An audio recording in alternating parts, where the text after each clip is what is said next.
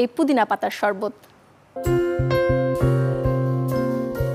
প্রকৃতিতে অনেকটা অসহনীয় গরম, এই সময় সুস্থতায় তরল খাবার খাওয়ার পরামর্শ চিকিৎসকদের। তবে গরমে কিছুটা হলেও আরামের ছোঁয়া দিতে পারে এমন একটি খাবার পুদিনা পাতার শরবত।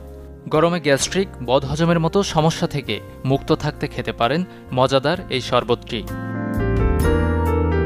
ক্যালসিয়াম, ম্যাগনেসিয়াম ও ভিটামিন সিতে পরিপূর্ণ পুদিনা শরবত খাওয়া যায় নানা উপায়ে।